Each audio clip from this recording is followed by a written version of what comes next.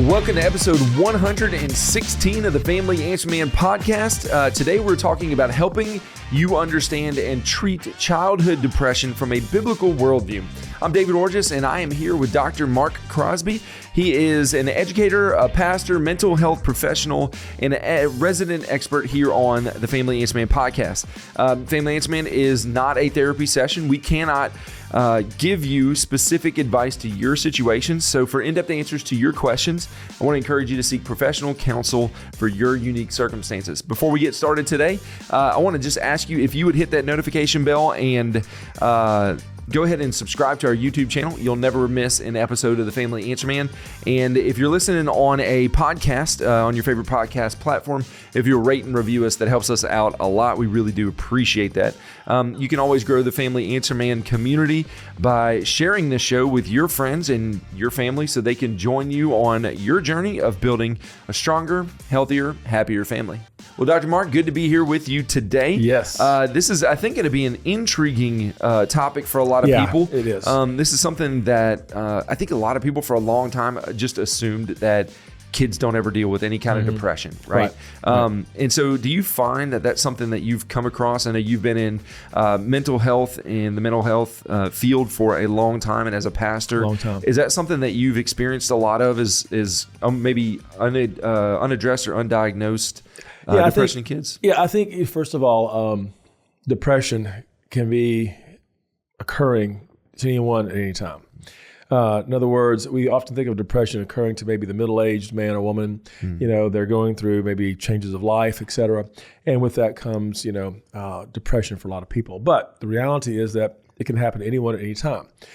Teenagers, of course, definitely struggle with depression. But it also goes down now to the age of children, meaning as early as 5 or 6 years old. Some would even argue even younger than that. Wow. But the reality is that depression is something that is this overwhelming state of sadness that occurs for more than 2 weeks. And when that occurs and that diagnosis now takes place, one has to be concerned. One has to be willing to find out what to do about that. And for children, it's a little bit different. For children, you'll see an irritation, an acting out, an aggravation, nothing is ever right, an overabundance of tantrums, if you will, whereby they're trying to figure out how to deal with this pain that they're having a hard time to express of depression. And it is occurring more and more, I think, in today's generation and today's culture for a number of reasons we'll unpack in a few moments. But again, it's something that we have always seen, but I think we're seeing more of. I think it's always been there, maybe it just went undiagnosed. But the reality is that I think we're seeing more of it for a variety of cultural and sociological reasons, and maybe even some environmental reasons, now than we did, say, 50 years ago. 50 years ago, most kids, they had their bikes and they went outside and they had their bikes with the banana seats and the, candy cane handlebars, and you'd see them, like biker gangs, up and down the neighborhood. And these children were doing, I would say, things that would be preventing of depression. And because they were outside, we'll talk about this more in a moment, they were outside getting fresh air, they're getting exercise, they had friends. Whereas today, you don't see that quite as much. And many will argue that is contributing to the increase of depression in our generation today. So we'll unpack that more in a moment. But yes, it is prevalent, it is real, and it can be for all ages. And so this is a great reminder to have your eyes and heart attuned to your kids and grandkids to make sure that you're checking on them and notice maybe any of the symptoms that we're going to talk about today. If you have a question, you want to have that answered on the Family Answer Man, we would love to answer those questions for you. You can submit a question by emailing familyanswerman@liveoak.church, familyanswerman@liveoak.church. Send an email there, and we will answer those questions for you. The question that we have in for today says this. It says, my 8-year-old may be struggling with depression. I don't want him on medication. I see other kids that look like zombies on medication. So do you have any suggestions? Yeah, so several points to consider. Number one, childhood depression is real. And it's growing. As we said a while ago, it can be for all ages. Again, it's a profound state of sadness that takes place over a period of 2 weeks or more.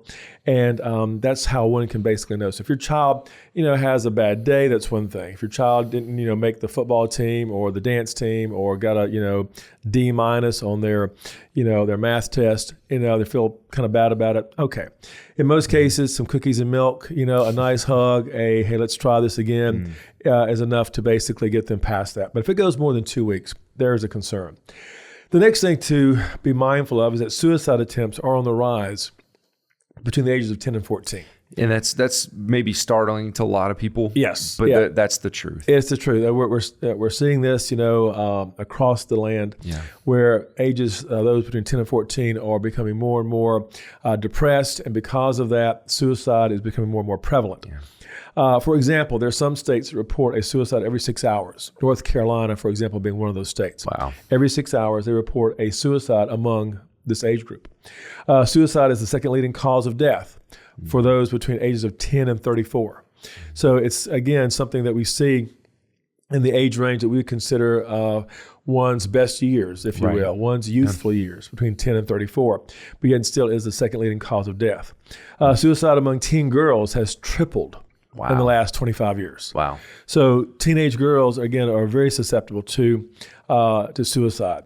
Now, many ask, what are the factors that lead to this? What is it that's causing children who should be, and teenagers and even young adults who should be at the prime of life, enjoying life? That's their most wonderful time as far as their health and their well-being and their opportunities and their fun and all the things that you love to do, being carefree, not worrying about bills and mortgages and all these things. But what is it that's leading them to this area of depression, and more importantly, what's leading them to suicidal ideation? Mm-hmm. Well, some factors that lead to this, first of all, is anxiety. Children are more aware today of the peril and danger in our world.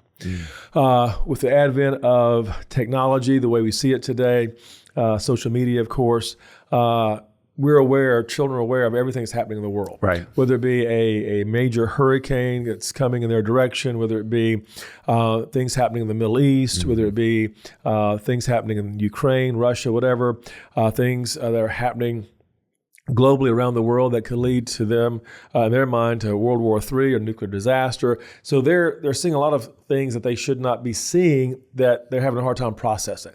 Again, I'm not saying that a child should keep, basically under a rock, so to speak. As far as the news and media, we should be somewhat aware, but I think filters need to be there. Yeah. Because children cannot process, again, the devastation that they're seeing, especially school shootings. In this last few weeks and months, it seems like every week there's a school shooting somewhere or a mass shooting somewhere. A mass shooting being defined as 4 or more being killed, in just a few moments in a large crowd or gathering.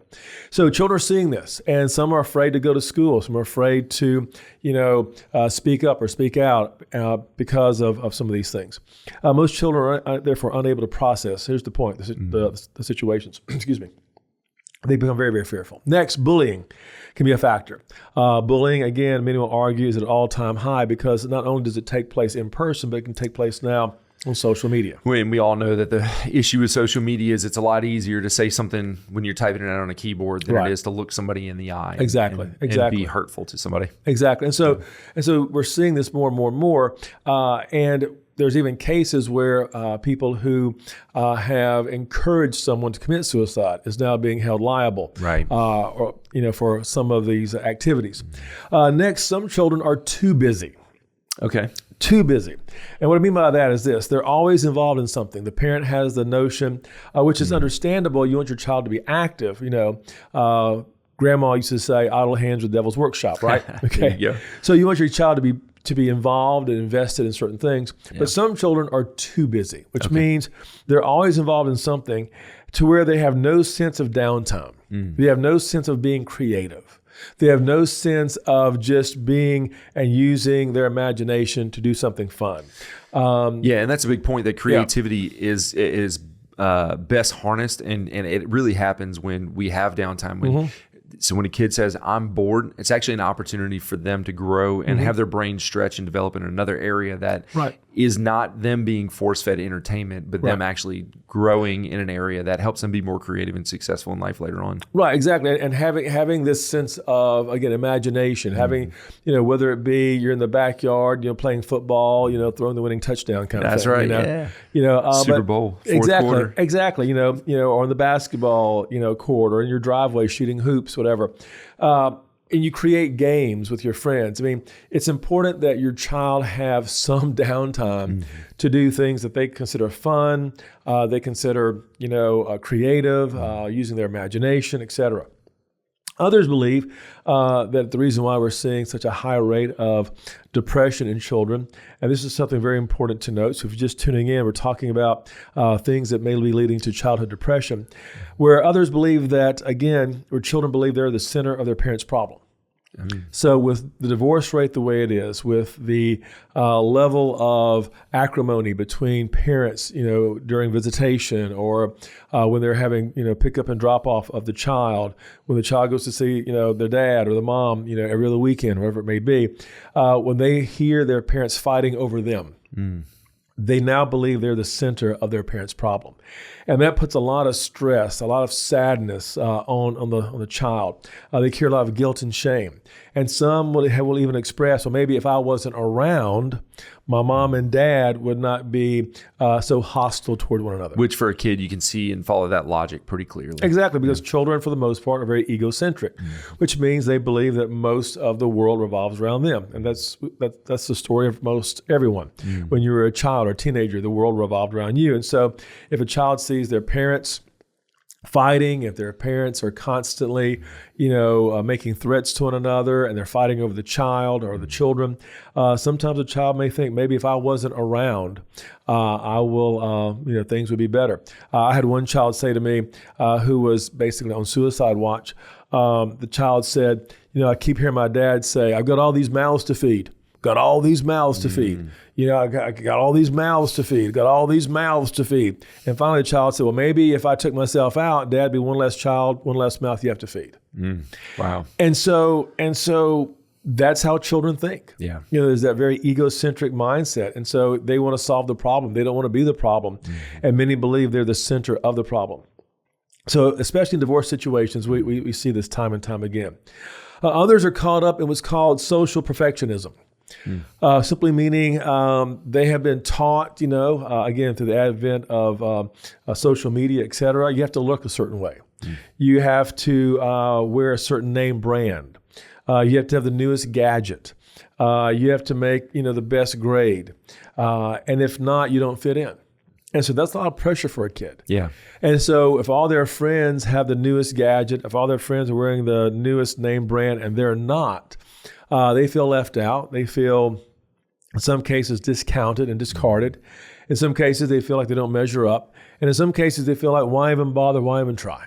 Right. And there's, that's existed for, I think, all of our childhoods. But like you said, in a world where social media exists, it's just accentuated and magnified so much greater, the pressure that they have, because it's not just a little group of friends in their local group at school. It's everywhere. Or church. It's everywhere. Exactly. And so, and again, this has always been, we can go back, most of our listening audience can go back to their days of youth. And, everybody in my day had to wear jabots, right? Exactly. And so everybody has that moment where they can remember where, hey, they didn't have, the best shoes, or they didn't wear they had to wear, kind of an off-brand, if you will, blue jean or whatever it may be. We've all had that moment where, our hairstyle wasn't like everyone else's hairstyle or whatever. But today it's magnified. And today it's even worse. Like you said, it's not just a small group of your peers. It's throughout the school. It's throughout the community. It's throughout, your parish or your county. It's throughout, just all over the country. Everybody's dressing this way. Everybody has this hairstyle. Everybody has these name brands except me. Yeah. And that creates a sense of, again, feeling discarded, disconnected. You're easily criticized. And as we've all said, children, teenagers can be very cruel. And again, without the skills to process that, and without the skills to manage that and work through that, you take it to heart. And again, depression then becomes the result. Others will argue that if you're addicted to video games and you do little else, in other words, you're in school all day, You come home, maybe you do your homework, and then you get on the video game. Mm-hmm. And for a lot of parents, hey, as long as my kids are quiet, right, it's a win, and that's the standard that a lot of houses have. As long as my kids are quiet, as long as they're not bothering me, as long as I can, get supper ready, as long as I can, finish up in my office because I'm working from home or whatever, as long as my kids are quiet, as long as I know where they are, life's good. Right. And what begins to happen is they become addicted to video games. It's been shown, and the research I think is pretty clear that electronics and video games can be just as addicting as anything else, whereby it stimulates, again, the adrenaline, it stimulates the serotonin, it stimulates the dopamine in your brain, if you will, and your kids become addicted to that.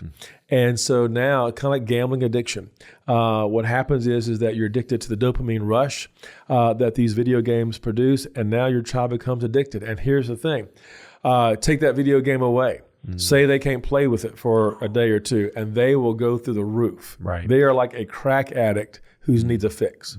They get depressed, they get down, they cry, they will do anything, they throw tantrums because they are addicted. Right, and addiction's unhealthy for anyone at any age, but especially at any age. An adolescent with a brain that's still underdeveloped and forming. That's exactly right. So this is what's going on with our children today. This is what's happening. These are some of the reasons, and there's many others I'm sure we could name. But these are some of the reasons and causes for childhood depression and even adolescent depression. So the $1 million question is, what can we do? What can we do? Yeah. What can be done? So note that treating depression is often a combination of several things. Okay. And I think, unfortunately, so many parents want one particular fix. And so many parents will automatically turn to medication. Again, I'm not discounting medication, but again, I want to remind everyone that medication for depression does not necessarily cure depresation. It treats the symptoms. And that's very important to understand. Yeah, say that again, because medication. Medication, and when dealing with, various types of mental illness, only treats the symptoms. It does not cure. And that's very important to understand. So what can be done? Well, treating depression, again, is often a combination of several things. If you're going to treat depression, most will tell you that it's a combination. It's not just one thing in particular. Even though there may be one particular thing that may do more good, that may be the greatest factor in treating the depression, it's usually a combination of things. Okay.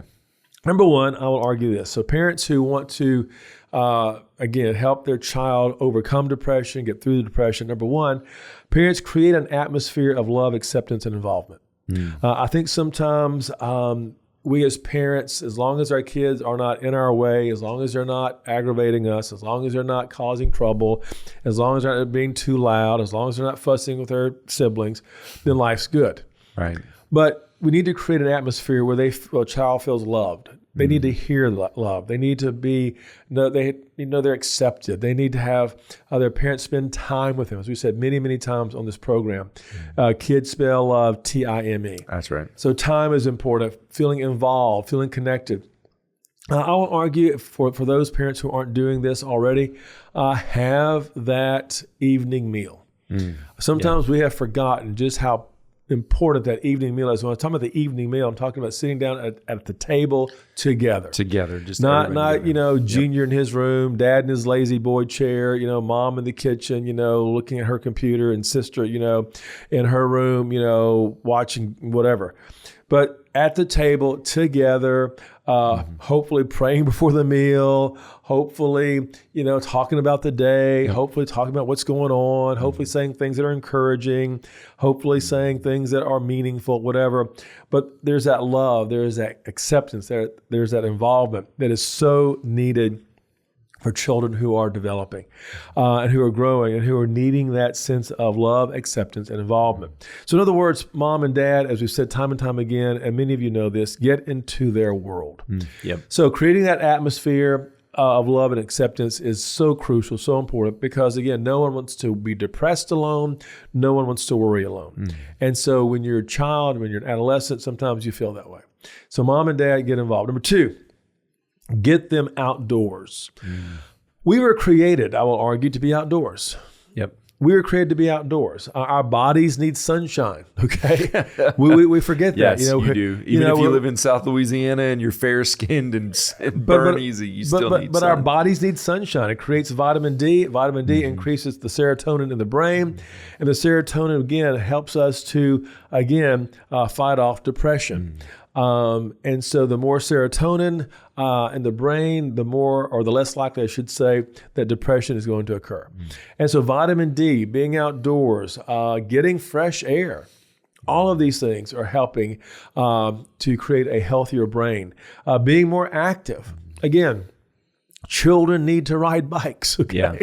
And again, I know I sound like the old man, back in the day, but it's true. Back in the 70s and 60s and 70s, kids were outdoors and they, everybody will tell you, hey, we stayed out until the, street lights came on. Yeah. That was what got you inside, and we drank from the water hose, but here's the thing. You stayed outside, you got fresh air, you got sunshine, you got exercise, and you stay hydrated. Yeah. Okay? Yeah. Which again is crucial to mental health. So children need to be outdoors. They need to ride bikes. And so one of the things, mom and dad, you can encourage your child to do is get them outside. Let them play ball. Let them play tag. Let them play hide and seek. Let them build forts, in the backyard. Let them play hopscotch, on the sidewalk. Let them skate or use their skateboard. Whatever it may be, but they need to be outdoors. Right. And yes, that's going to cause messes. And yes, that's going to get chalk on the concrete. And yes, there's going to be all kind of things that come with that. There'll be skin knees and those are all things that are, in the end, they're all positive. They're all worth. It's part of growing up as a child. Yep. But not only that, but they have the fellowship. When you're outdoors and you got friends and you're playing ball or you're riding bikes together or you're building ramps or whatever it is you're doing, it's something you're doing with your friends. You're creating community, you're creating friendships, you're creating memories, you are interacting, and that's what's missing for so many of our kids. Right, and you would tell an adult, well, you need to hit the gym, you need to eat better, you need to get hydrated, and you need to get plugged in with a group of people that you can build community with. Exactly, right? And so again, for adults, we'll talk about this more next week, but go for walks, right? Garden, ride a bike as well, ride a bike with your kids, there you go. Because all these things, the research is pretty clear, truly reduces depression. As we said a moment ago, kids need to drink more water. They need to stay hydrated.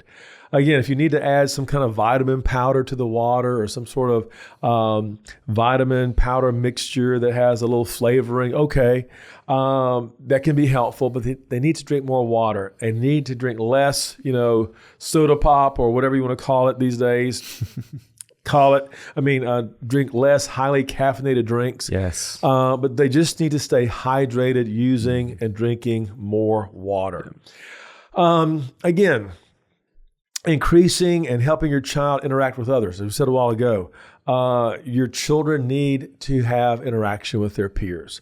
So again, if you live, in a rural setting, get involved in your church's youth fellowship. If your church doesn't have one, start one. Neighborhood friends, yes, you may want to vet who their kids' friends are by all means, know their parents, whatever. But they need neighborhood friends. Invite them over. Mom, make the cookies and pour the milk or whatever. Just have neighborhood friends, friends from Sunday school, friends from church, but have, and create an environment whereby your kids have friends. Because that is so very important. Because again, Dr. William Glasser made it very clear, if you have people in your quality world that accept you and care about you and are friends and people that you can count on and you have a daily routine, again, like the old man in the room growing up, we had my neighborhood, we had this afternoon, we got home from school, we lived several streets from one another, but we all gathered at the sand lot, whatever, and we played football during football season. We played basketball at a certain house during basketball season. We played baseball during baseball season. That's just what we did. But it was a given. We knew what we were doing, and it's friends that you make for life. Yeah. Next, again, as we're treating and talking about dealing with childhood depression, if you just tuned in, find something that your child can enjoy. Find that sport, that activity, that interest that your child can enjoy. For some kids, they love team sports, football, basketball, baseball. If you can get them to join the local recreation department, football team, basketball program, baseball program, little league, whatever, that's fine. Or there's individual sports. If your child is not a team sport person, they're not quite sure how to interact as a team, individual sports, there's tennis, karate, jiu-jitsu, golf, swimming. But the main thing is find something they enjoy. If it's not a sport, maybe it's music, maybe it's choir. Maybe it's something maybe it's mechanics. Maybe your child loves to tinker on things. Okay, find somebody, somebody in your church that maybe knows how to fix this or change that or whatever. But find something that they enjoy and that they can get involved in. Number 6, and this may sound a little cheesy, but I think it's very important. Mom and dad, create an atmosphere of laughter. Yeah. The Bible tells us and teaches that laughter is good medicine. And so sometimes, unfortunately, so many homes, as we said a while ago, lack laughter. But it's okay to watch, funny things on TV that are age appropriate. It's funny things. Yes. It's okay to watch and talk about funny things that happen today. It's okay to tell, age appropriate jokes that make us laugh, whatever. But have a time and create an atmosphere where it's okay to laugh. Right. And a great way to do that is to laugh at yourself. Laugh when at you yourself. do something silly. Yeah. Teach your kids that it's okay, that if you do something embarrassing, that's not a source of shame. It can be a source of humor. Make it something that, again, you can laugh at and it's okay and you move on. Yep. Next, create a time of prayer and Bible reading.